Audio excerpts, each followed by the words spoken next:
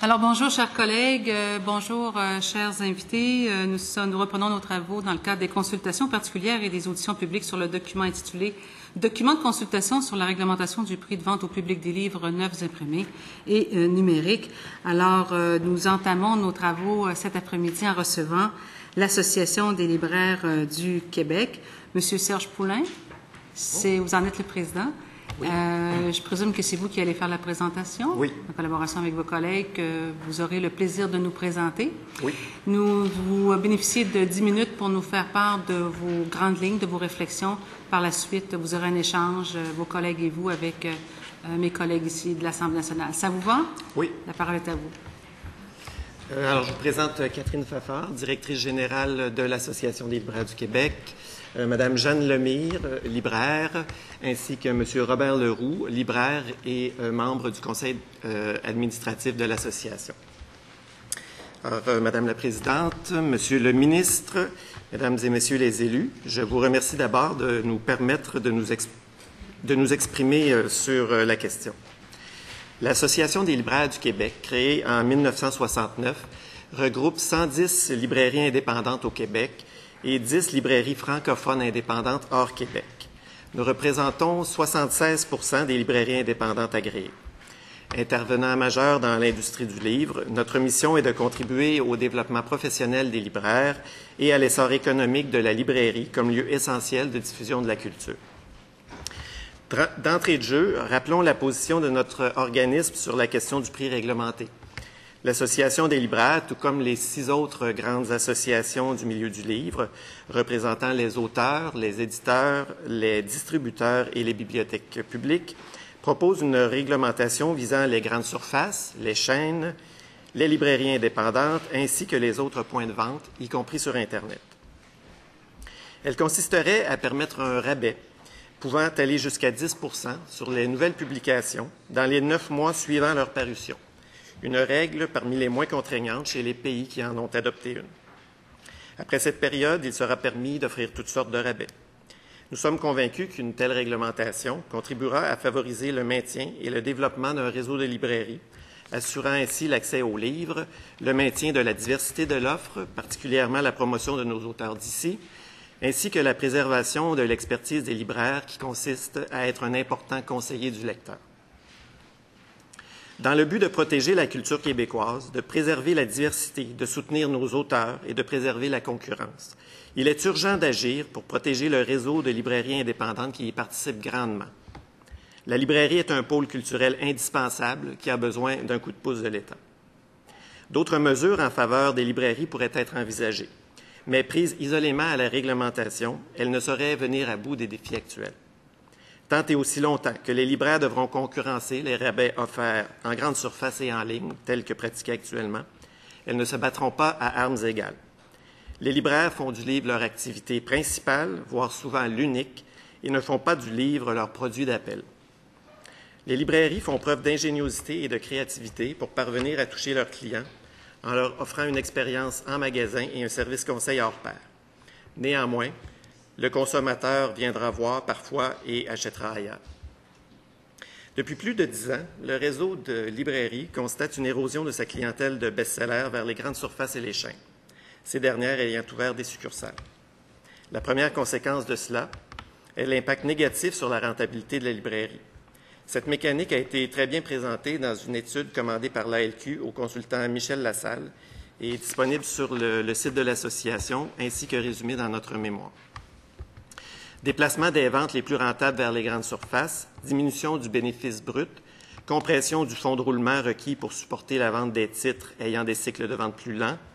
Conséquemment, ce manque de trésorerie a un impact direct sur les commandes d'autres titres chez les éditeurs, dont les Québécois, réduisant potentiellement le reste de l'offre. Une autre conséquence de la situation financière difficile du réseau des librairies est la tendance de la fermeture de plusieurs points de vente. À l'intérieur de notre mémoire, vous pourrez consulter un tableau présentant la fluctuation du nombre d'ouvertures et de fermetures de janvier 2001 à juillet 2013 dans le réseau des librairies indépendantes. À relever, depuis 2007, le nombre d'ouvertures ne vient plus compenser celui des fermetures. Pire encore, depuis 2009, il y a plus de fermetures. Depuis 2009, c'est 27 librairies indépendantes qui ont fermé leurs portes, dont 13 dans la dernière année. Profession qui fait parfois l'envie de plusieurs, qui nous imaginent passant nos journées le nez dans les livres, à les lire. Nous les passons plutôt à les commander, à les traiter, à les mettre en place, à les conseiller. La librairie est un lieu convivial et serein, propice aux découvertes. Et l'on vient pour s'informer, se divertir, chercher des conseils et des solutions. Et le libraire participe à ces recherches en un contact humain irremplaçable. La librairie est un métier qui évolue et qui est prêt à s'attaquer aux nouveaux défis d'aujourd'hui. La librairie indépendante au Québec est active. Ce sont des efforts individuels d'animation, de promotion, ce sont des efforts collectifs, la création et le déploiement de la coopérative Lélic, qui opère un site Internet transactionnel de livres papier et numérique, ruedeslibraires.com, ainsi que des organes d'information et de promotion tels le journal Le Libraire. Ces efforts complémentaires à l'opération de nos librairies sont essentiels à la définition de notre spécificité. Nous avons détaillé dans notre mémoire les particularités de services conseils et de gestion d'inventaire que nous devons accomplir afin de rendre accessibles les quelques 35 000 nouveautés annuelles. Rappelons que ces deux aspects représentent l'essentiel du travail du libraire. Nous recevons des nouveautés tous les jours et cela représente, entre autres, un reclassement perpétuel de nos sections. Ceux-ci s'ajoutent aux livres dits de fond, qui représentent plusieurs milliers de titres dans plusieurs librairies et qui sont en fait les classiques, les livres que les libraires choisissent de conserver, les livres qui définissent sa spécialité. En comparaison, les grandes surfaces proposent environ 300-500 titres, un très faible pourcentage de la production annuelle. Qu'arrive-t-il lorsqu'une librairie ferme? C'est la réduction de l'accès aux livres, mais c'est aussi la perte de l'expertise des libraires. Le libraire n'est pas seulement un commerçant qui vend des livres. Son rôle est aussi d'accueillir, de conseiller et de guider le lecteur dans ses choix parmi une production éditoriale toujours foisonnante. Il joue un rôle de médiateur entre la demande du public et l'offre éditoriale. Lorsqu'une librairie ferme, c'est une chance de moins pour l'auteur et l'éditeur de trouver son public. Pour reprendre les termes de la SODEC dans le rapport du Comité sur les pratiques commerciales dans le domaine du livre, paru en 2000, je cite, « La librairie indépendante joue un rôle déterminant vis-à-vis de l'édition québécoise. Ce sont en effet la diversité des librairies indépendantes et la multiplicité des choix de chaque libraire qui constituent la seule garantie pour certains ouvrages, non ou peu médiatisés et de faible tirage, de se trouver à l'étalage et d'être offerts à la clientèle. » Soulignons aussi que le métier de libraire est une profession reconnue. Depuis 2007, une norme professionnelle pour le métier a été adoptée par la Commission des partenaires du marché du travail et approuvée par le ministre de l'Emploi et de la Solidarité sociale. Les librairies qui maîtrisent les 4 compétences clés du service conseil se voient ainsi octroyer un certificat de qualification. La loi 51, une réglementation du prix du livre s'inscrirait parallèlement à la loi sur le développement des entreprises culturelles dans le domaine du livre, qui visait à l'époque et vise toujours un meilleur développement des industries du livre au Québec, une meilleure diffusion de la littérature et une augmentation de l'accessibilité du livre. Nous pouvons affirmer que cette loi a participé grandement à l'augmentation du nombre de librairies agréées au Québec, qui est passé de 168 en 1983 à 218 en 1998. Le nombre de librairies agréées aujourd'hui est de 192, une diminution de 12 % depuis 1998. À souligner que concernant les conditions de l'agrément, les normes minimales de titres devant être maintenues en inventaire par les libraires sont, dans la plupart des cas, largement dépassées. Le Québec n'est pas à l'abri d'une guerre de prix qui fragiliserait davantage les librairies et en ferait sans doute fermer plusieurs. L'exemple britannique est éloquent quant à l'effondrement du marché des librairies. Encore en 2012, 73 librairies indépendantes ont fermé. Aux États-Unis, même après la faillite l'an dernier de la chaîne numéro 2, Borders, la chaîne numéro 1, Barnes & Noble, ne réussit toujours pas à être rentable, malmenée par un trio de multinationales. D'autre part, les sites de vente en ligne sont difficilement capables de transposer l'expertise du libraire, mis à part des libraires qui déploient des efforts en ce sens. Sur Internet, la prescription demeure un manque majeur. Autant certains sites peuvent satisfaire un client lorsqu'il cherche un livre précis, autant ils ne savent le faire quand le client ne sait pas ce qu'il veut. Le conseil personnalisé du libraire demeure le moyen le plus efficace présentement et le plus humain. L'État apporte une aide financière aux auteurs et aux éditeurs. Les librairies, lieux de diffusion par excellence, doivent aussi être soutenues par l'État. En ce sens, l'adoption d'une loi réglementant le prix des nouveautés est indispensable. Elle aurait un impact assuré sur la trésorerie des librairies indépendantes. Elles pourraient ainsi poursuivre leur mission de diffusion et de médiation du livre.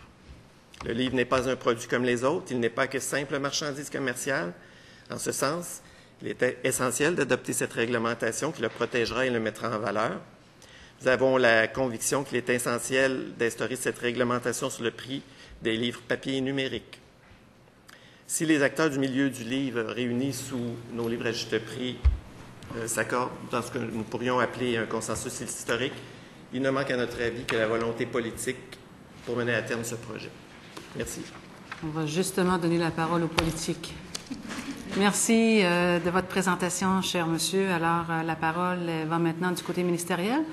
On est prêt à entendre le député de Bonaventure. Merci, Madame la Présidente. Bonjour, Mesdames, Messieurs. Vous attribuez les fermetures de plusieurs points de vente à la situation difficile des librairies. Est-ce qu'il y aurait d'autres facteurs qui viendraient précariser la situation des librairies, au-delà de la situation socio-économique? Les facteurs qui viennent fragiliser la librairie, bien évidemment, la difficulté à se rentabiliser à cause de l'érosion de notre clientèle, des problèmes, évidemment, de relève éventuels peuvent participer à ça aussi. Ça fait le tour? Peut-être veux-tu ajouter quelque chose? Évidemment, la relève, on dit que 58 % des propriétaires actuels ont plus de 50 ans.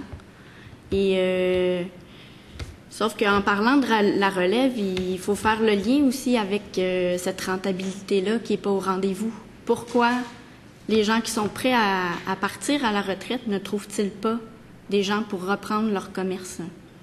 Alors oui, il y a des problèmes de relève, mais ils sont liés à cette rentabilité-là. Tout revient à ça. C'est quoi le revenu moyen d'un libraire? En pourcentage, on a fait une étude à l'AEQ en 2012 auprès de 30 de nos membres. La marge, le bénéfice en fin d'année est de 0,84 %. Concrètement, en salaire d'une semaine, pour faire l'épicerie, payer le loyer, ça veut dire quoi? Pour un propriétaire, j'ai pas la donnée en tête, mais pour un libraire commis, qu'on pourrait appeler simplement, le salaire tourne autour de 12 $ de l'heure. OK.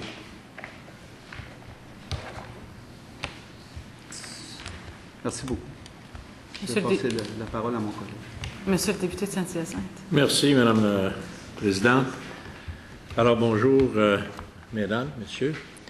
Vous représentez l'Association des libraires du Québec. Il y a quand même 110 libraires qui font partie de votre association. Vous citez 3 exemples étrangers dans votre mémoire, la France, le Mexique et le Royaume-Uni. Par rapport à la France, en quoi le modèle français serait-il plus efficace que le modèle québécois actuel pour préserver les librairies? Vous dites que le modèle français serait plus efficace? Oui, mais en quoi efficace? le modèle français serait-il plus efficace ou pourrait-il être plus efficace, selon vous?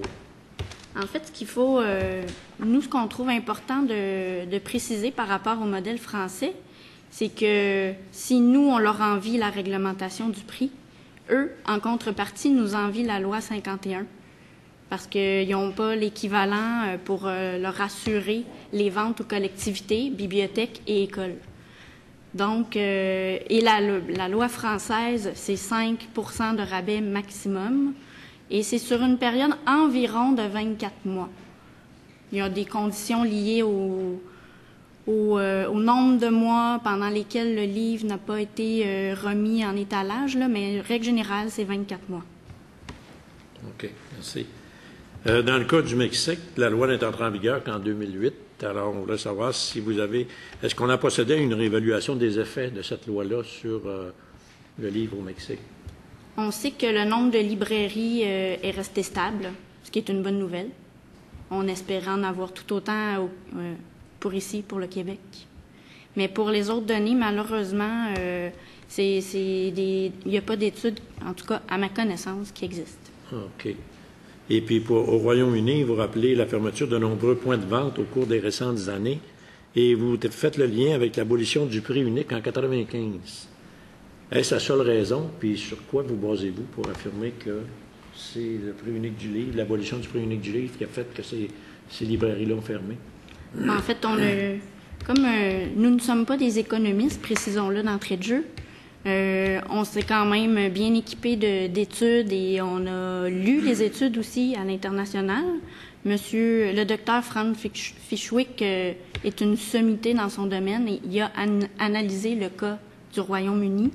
Alors, on s'est beaucoup basé sur ces affirmations pour conclure à ça que l'abandon de la réglementation a eu un impact évident sur la santé des librairies.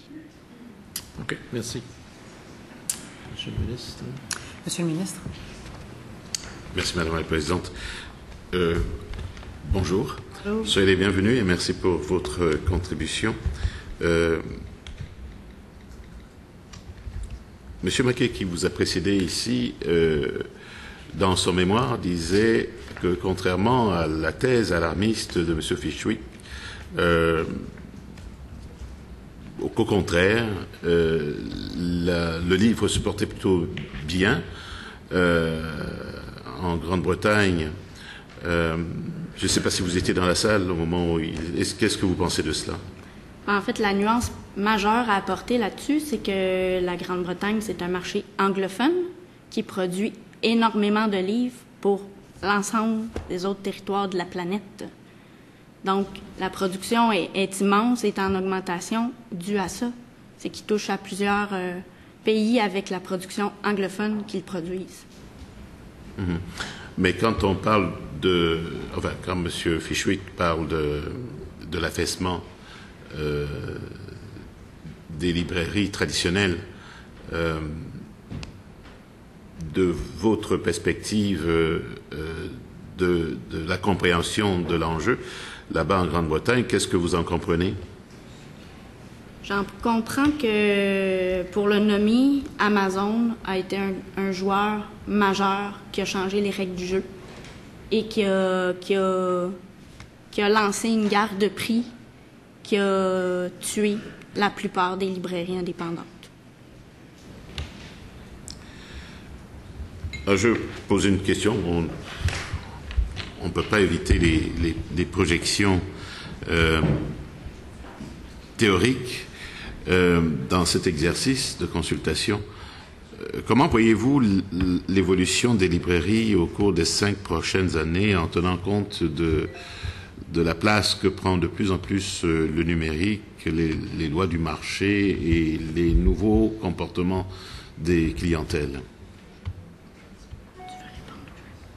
Eh bien, les librairies indépendantes, nous pensons que dans les 5 prochaines années, si on n'est pas trop miné par une continuelle érosion des prix et une continuelle érosion de nos clientèles qui vont voir ailleurs, on pense qu'on est prêt à relever les défis. Comme je le disais, la librairie est active.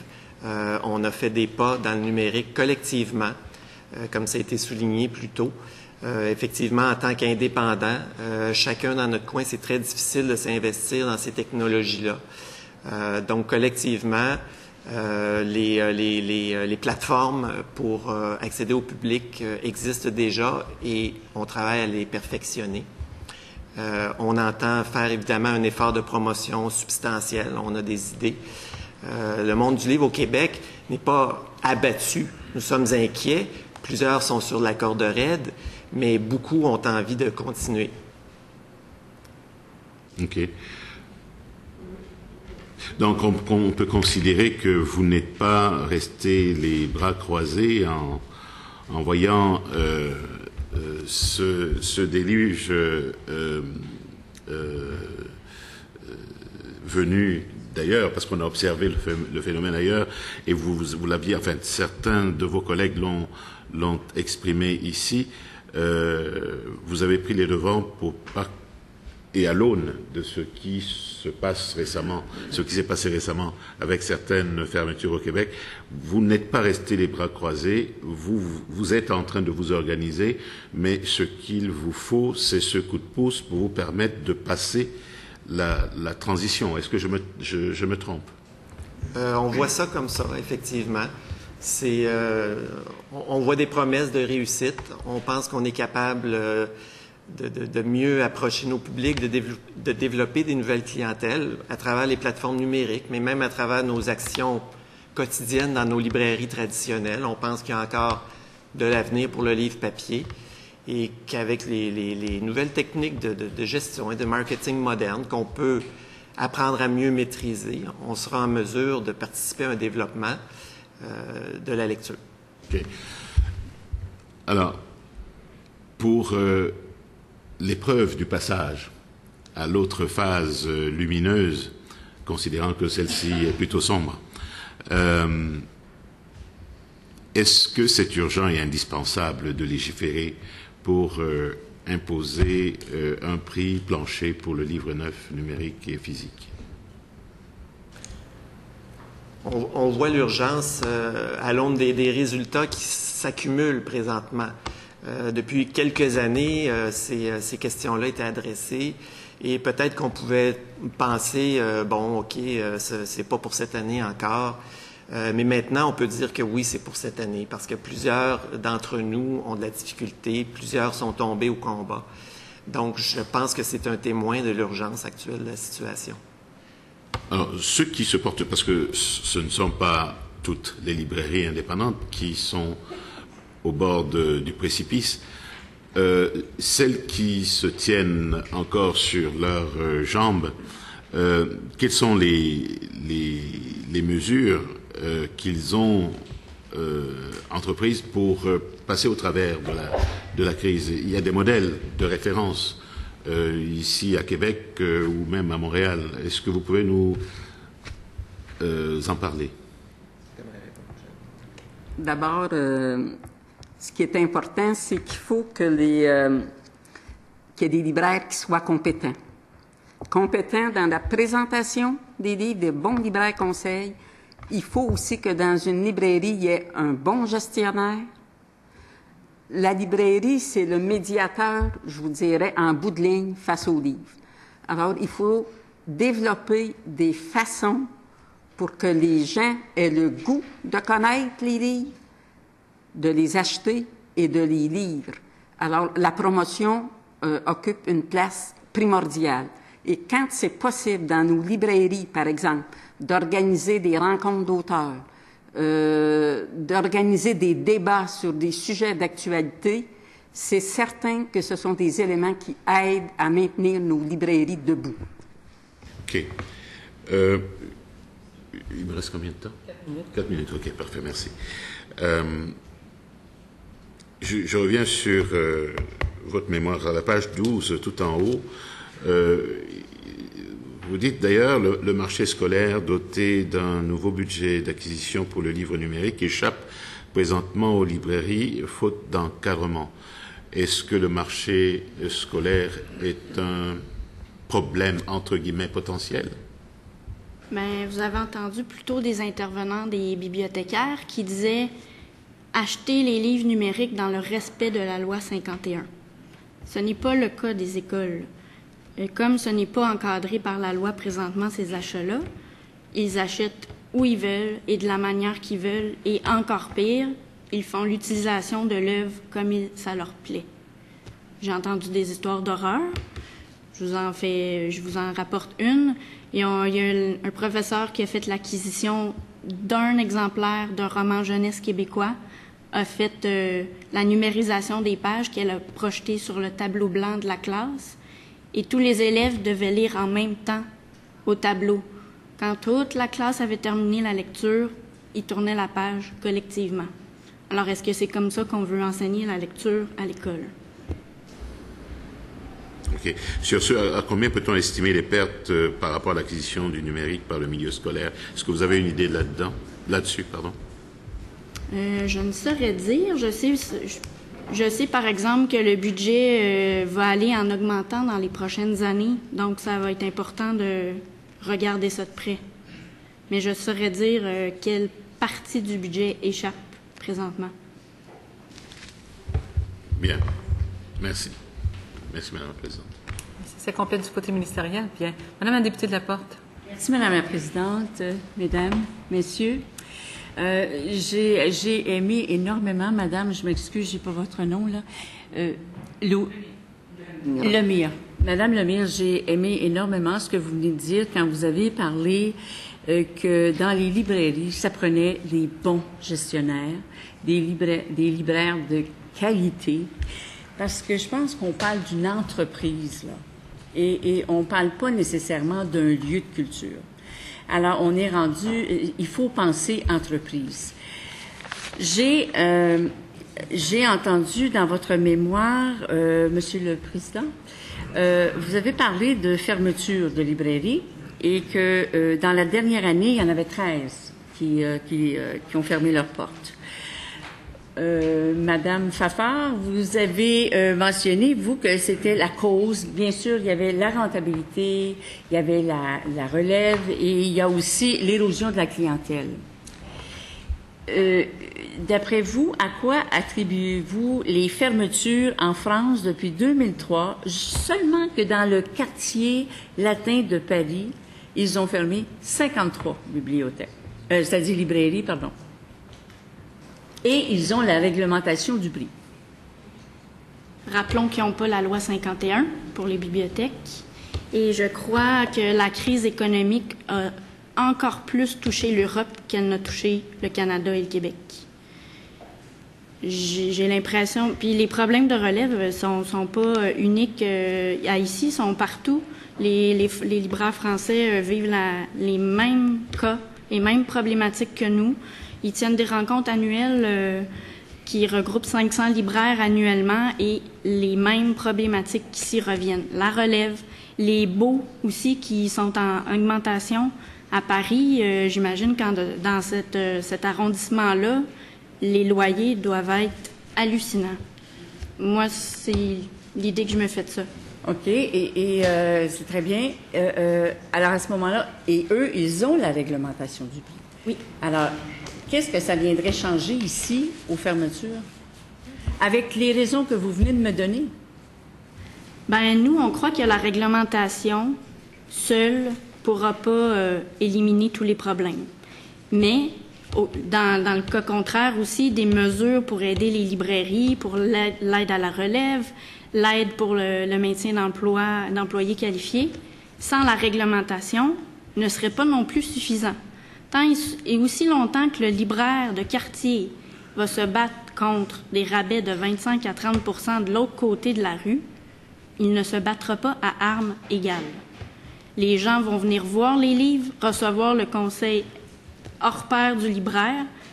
Il y en a même qui le disent « Merci, je vais aller acheter ailleurs ».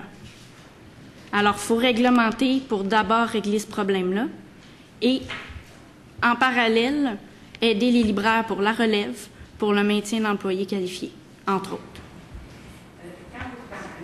Vous dites l'autre bord de la rue qui ont des réductions, bon, on parle de grandes surfaces à ce moment-là, là, mais ils détiennent quand même seulement que 11 du marché.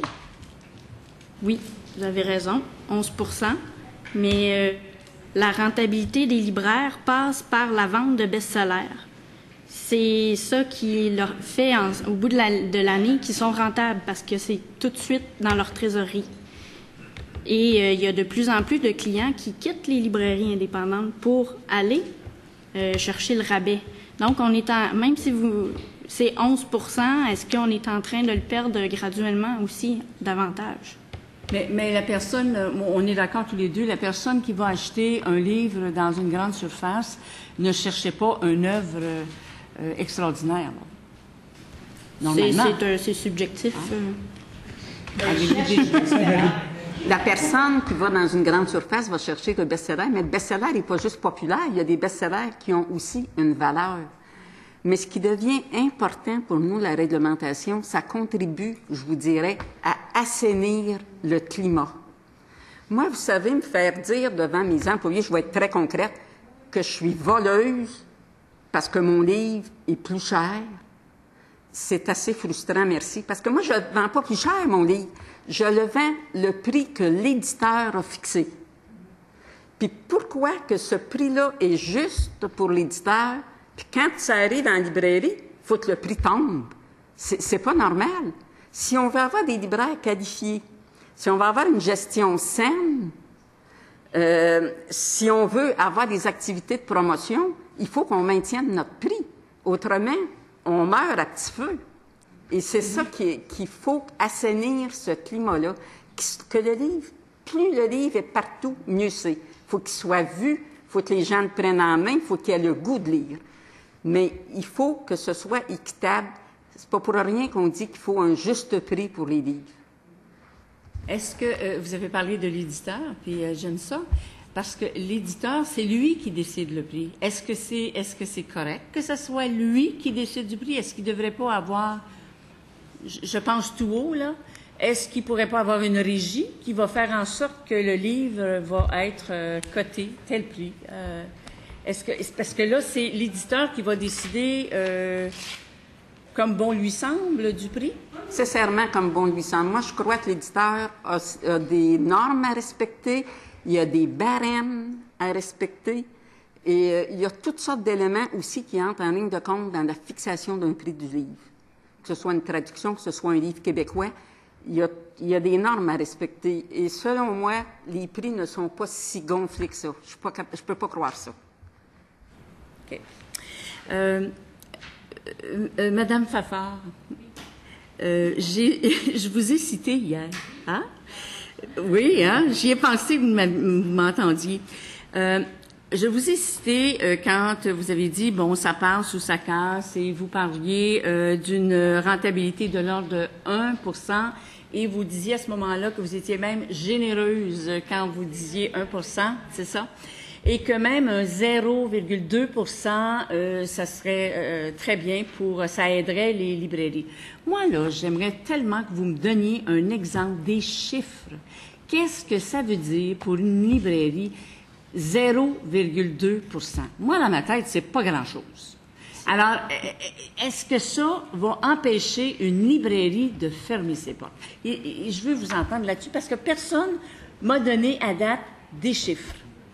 Je vous dirais que quand j'ai dit que 0,2% aiderait, c'est petit, je l'avoue, mais c'est quand même une augmentation significative pour un petit libraire. J'aime pas cette expression-là, mais pour un petit libraire. Si vous voulez des chiffres, j'ai 3 collègues libraires ici qui peuvent vous en donner. Pour nous donner une idée, parce qu'on n'a pas d'idée, là, ça veut dire quoi, 0?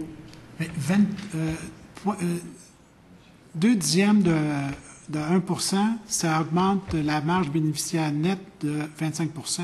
Chez un libraire qui fait 0,80% de profit net. Donc, on vient d'y donner 25% de profit net de plus. Ça veut dire que sur l'ensemble de l'activité de la librairie, il a récupéré tout au long de sa pratique 25% de plus pour payer ses salaires, pour payer tout ça, pour arriver à garder son... Donc, c'est pas 1,2% qui est tout petit. Non, je comprends. Je comprends ça. Mais pour les téléspectateurs là, qui nous écoutent, là, et puis pour notre gouverne à nous tous, là, prenez une librairie type, là, puis donnez-moi en chiffres 25% de quoi? Vous comprenez ce que je veux dire? Là, on parlait de 25% du profit net, sur le profit net d'augmentation. Prenez des chiffres là, qu'une librairie peut faire. Nommez-nous pas la librairie. Là. Donnez-nous un exemple.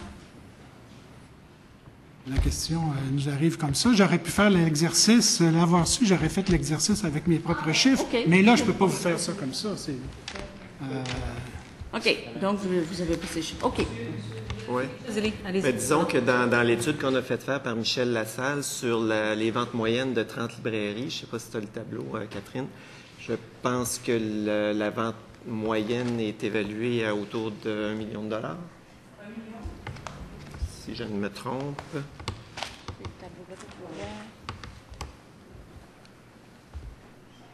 C'est ça, moyenne par librairie dans l'échantillonnage qui a été pris à ce moment-là. Donc, 1 197 000, mettons 1 200 000 $. Donc, si on calcule 0,2 % du bénéfice qui est indiqué ici, le bénéfice est de 10 000 $ en bout de ligne. OK. Donc, le libraire pourrait avoir 10 000 net au bout du compte. C'est le résultat qui apparaît pour cette étude-là. Oui. OK. Je pense qu'on l'a, l'étude, hein? C'est ça? Oui, parfait. Okay. Parfait. La page 10 de notre mémoire. J'ai encore du temps? Oui, bien sûr. 3 minutes. J'ai demandé, puis là, je vous la nommerai, là, l'association à qui j'ai demandé ça, mais je me souviens plus, on voit beaucoup de monde, là. J'ai posé la question, parce que les grandes surfaces donnent des grands rabais. On m'a mentionné que l'éditeur augmente ses prix. Donc, ça veut dire qu'il augmente ses prix pour tout le monde, autant chez le libraire que chez la grande surface. Et quand j'ai posé cette question-là, j'ai eu une explication, mais au bout du compte, je voulais savoir si c'était oui ou si c'était non. Puis la réponse, c'était oui. Alors, avez-vous des commentaires là-dessus?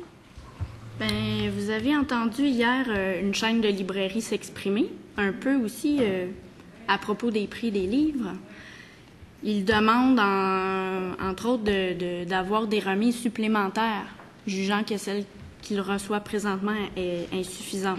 Alors, imaginez que cette chaîne-là demande ça, que les autres chaînes le demandent, que les joueurs américains se mettent à le demander et que les distributeurs cèdent sur la pression forte que ces joueurs-là exercent. Le prix des livres, ils vont devoir l'augmenter pour compenser la remise qu'ils viennent de leur accorder. En réglementant le prix des livres, les grands joueurs comme ça se garantissent un profit suffisant et ne feront pas de pression de la sorte sur les distributeurs. Donc, ça veut dire que si on avait une réglementation du prix du livre, le coût des livres va baisser. Je pense qu'on pourrait plutôt dire qu'il va demeurer le même. OK, parfait. Merci. Merci. Merci, Mme la Présidente. Merci, Mme la députée de Montarville. Présidente. Mesdames, bonjour. Messieurs, merci de votre présence. Merci de votre mémoire. C'est un mémoire étoffé. J'aimerais vous entendre parler du livre électronique. On en a peu parlé. Vous nous dites à la page 11 que ça représente au Québec, on estime ce marché à 2 %. Pour vous, les libraires, j'imagine que c'est un chiffre d'affaires qui est un pourcentage qui est insatisfaisant en partant. Là. Ça commence, cependant, on s'en va vers là.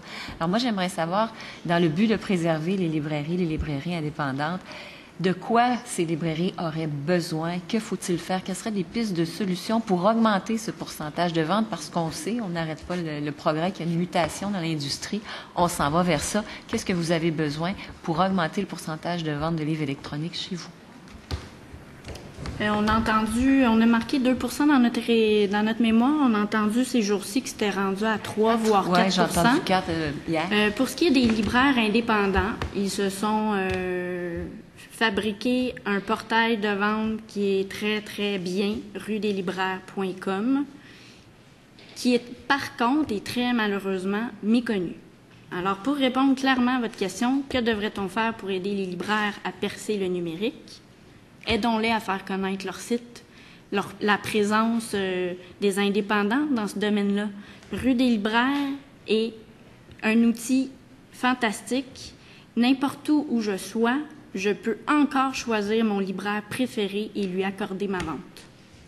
Donc, pour le moment, vous ne voyez que la promotion de ce site existant. Il n'y a pas d'autre chose qu'on pourrait faire dans le domaine de l'édition, de la publication, du numérique pour vous aider à gonfler les ventes, outre le fait, et on en parle et c'est très bien parce que je pense qu'il y a des gens qui vont entendre que ce site existe et ils l'ignoraient de un. Déjà en partant, ça va aider, on en parle actuellement. Mais outre cela, de quoi votre industrie et les librairies ont-elles besoin pour qu'elles augmentent ce créneau? Parce que ce sera le créneau de l'avenir. Veut pas, on s'en va là-dessus. Aux États-Unis, c'est près du quart des lecteurs qui sont là-dessus. Qu'avez-vous besoin? Évidemment, plus l'offre sera aussi présente au rendez-vous, plus ça aidera les libraires à vendre les livres s'ils sont disponibles. C'est encore un manque à gagner, encore en 2013.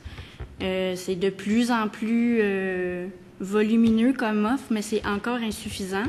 Et vous avez entendu ce matin M. Laberge de Demarque parler aussi de Amazon qui a un appareil, le Kindle, qui fait en sorte que l'usager, le consommateur qui achète cette liseuse-là ne peut que faire ses achats que sur Amazon.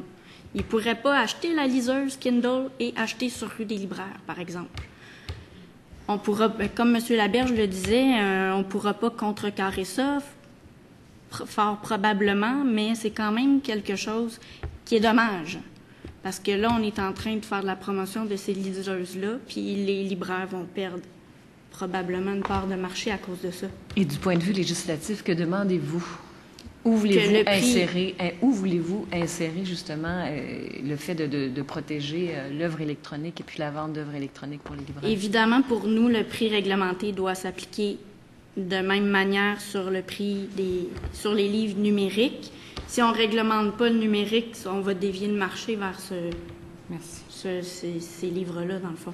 Merci, Mme Fafard. Merci beaucoup, Mme la députée. Mme la députée de Gouin. Merci, Madame la Présidente. Bonjour. Ma question, tout le monde va le comprendre, va s'adresser à Madame Lemire, qui est directrice d'une des principales librairies de mon comté. Cette librairie a pignon sur rue sur une artère commerciale. C'est à la fois une entreprise et un lieu culturel. J'en prends à témoin les nombreuses conférences que vous organisez qui sont très courues. Mais ce qui est intéressant, c'est que vous êtes sur une rue autour de laquelle habitent des populations assez mixtes, défavorisées, mais aussi d'une petite classe moyenne, pas nécessairement très argentée, mais éduquée et qui a envie d'acheter. Il n'y a ni Costco ni Walmart dans notre environnement. J'ai deux questions. Un, est-ce que ça vous aide, selon vous? Et deux, comment arrivez-vous à vendre des livres à des populations moins favorisées? Je vous dirais qu'il y a deux types de vente de livres. Il y a le marché institutionnel, bibliothèques publiques, bibliothèques scolaires, qui sont une portion de nos ventes, et le public, monsieur, madame, tout le monde, vous n'êtes pas sans savoir que dans notre quartier, il y a beaucoup de jeunes familles qui viennent très régulièrement en librairie. Bon, c'est certain qu'on ne vend pas des livres là, à un prix, je vous dirais, moi, des livres de 50 $ et plus, ce n'est pas les livres que je vends en librairie. Par contre, les familles sont très intéressées à des livres pas trop chers, des livres qui vont être éducatifs, qui vont être des livres pour le loisir pour leurs enfants. Et ça, c'est cette portion-là. Mais il y a aussi les familles qui ont le goût de s'acheter un roman, qui ont le goût de s'acheter des livres en sciences humaines. Et ces gens-là fréquentent la librairie. On doit dire que le quartier Rosemont s'est beaucoup développé ces dernières années. Moi, je regarde au moment où on est arrivé, et je le regarde maintenant, c'est un quartier extraordinaire. Hein. Ça se développe beaucoup et il y a beaucoup d'intérêt. C'est sûr que moi, j'ai pas ni Costco ni Walmart à côté, c'est vrai. Mais rien n'empêche que, pour vous donner un exemple très concret...